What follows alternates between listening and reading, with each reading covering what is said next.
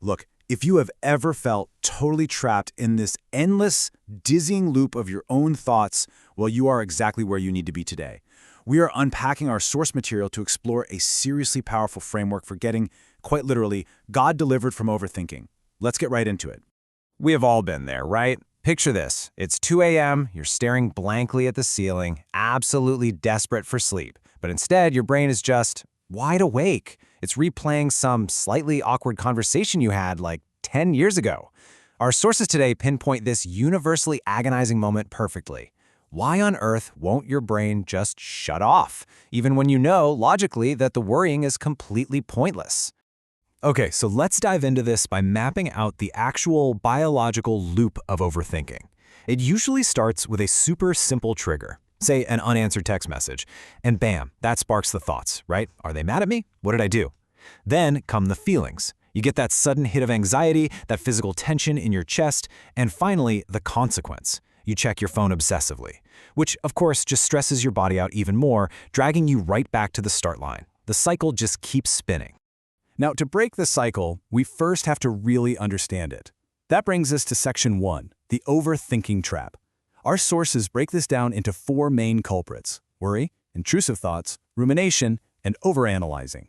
If you suffer from intrusive thoughts, those sudden, completely unwanted, sometimes kind of scary what-if scenarios, just look at this staggering statistic. 95%, literally 95% or more of people experience unwanted intrusive thoughts. Let that sink in. If you have them, your brain isn't broken. Actually, scratch that. You are completely, absolutely normal. The only difference between those who really suffer and those who don't is simply how much attention they pay to those thoughts. Then we have rumination. This is literally chewing on the past. As our sources outline, rumination acts like a deep, muddy rut. And you know how ruts work. The more you travel it, the harder it is to escape. The crazy thing is, rumination secretly feels good in the moment because it pretends to be action. It completely tricks you into thinking you're actively solving a past problem. But in reality, it's just keeping you stuck in that muddy rut of regret. Which leads us directly into Section 2, the illusion of control. See, overthinking acts as this counterfeit savior, just misguidedly trying to protect you. And this brilliantly illustrates what's going on physically. Meet your amygdala. Think of it as your brain's internal fire alarm. It's responsible for detecting threats in your environment. But here's the catch. For an overthinker, this alarm constantly misfires. It totally hijacks your nervous system, flooding your body with stress hormones like cortisol and adrenaline.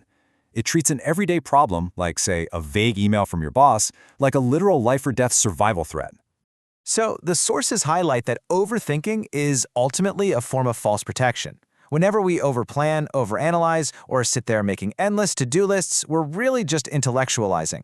And why? We do this to avoid actually feeling real emotions, like fear, uncertainty, or hurt. We're essentially pretending we can control the totally uncontrollable, just so we don't have to face our own fragility. It's wild, right? Moving on to Section 3, sabotaging our relationships. Because getting stuck in our own heads doesn't just hurt us individually, our sources show it's actually a massive threat to our closest connections. The source material identifies 5 pretty insidious overthinking cycles that can ruin intimacy. We've got the blame cycle, the self-pity cycle, the control cycle, the doubt cycle, and the worry cycle. These cycles act exactly like a dirty lens on a camera. They completely distort our perception. They magnify tiny, harmless comments into massive red flags. And ultimately, they build this invisible emotional wall between us and our partners, keeping us totally passive and disconnected. So how do we finally break out? Let's jump to Section 4, deliverance through divine trust. This is where the source material offers a really profound paradigm shift, moving us from the clinical side to the spiritual side. The absolutely crucial point here is understanding the concept of an omniscient God. And omniscient just means all-knowing, right? Aware of absolutely everything, past, present, and future, including all potential and real outcomes. Think about it. If our anxiety is really just a failed attempt to control the future, the antidote presented here is simply resting in a proactive, omniscient God who already has every single variable figured out. The source has drawn this really profound quote from Psalm 139 to validate this trust. Listen to this. Every day of my life was recorded in your book. Every moment was laid out before a single day had passed. Wow! Before you even were born, the details were already laid out. The text emphasizes that trusting this means truly knowing you're protected from dangers, both seen and unseen. It completely neutralizes the need for that counterfeit savior of anxiety we talked about earlier. So we're looking at a huge contrast here. On one side, we have the illusion of control, that exhausting anxiety of constantly leaning on our own understanding. But on the other side, we have divine trust. The sources make a pretty bulletproof argument. Since you literally cannot outthink God, you can finally give yourself permission to just stop trying. What a relief, right? Now let's see how this actually builds into real, actionable skills. Welcome to Section 5, Retraining Your Mind. Here is a rapid-fire list of practical mind management steps straight from our sources. First up, notice and name the thought out loud. Just call it what it is.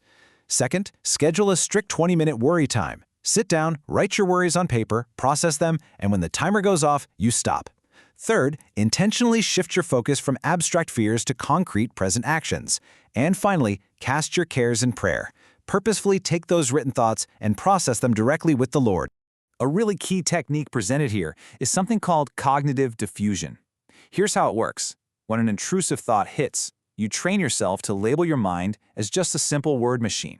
You just notice the thought and say, "Thank you, brain, for that thought. I'm good."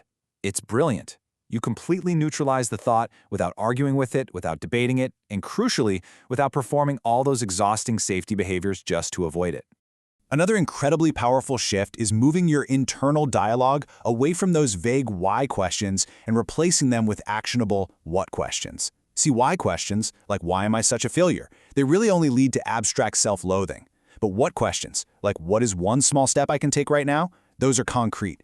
They force you back into the present moment, and they literally starve the overthinking loop of its fuel. Which brings us to the final and probably most important question posed by our sources for this explainer. Will you keep trying to outthink your life, or will you trust the one who already knows it? It's a major challenge to drop that exhausting illusion of control, but it's the only way to step into lasting peace. Thank you so much for joining me today, Focus Learners. I challenge you to put these structured steps into practice right now. Catch you next time.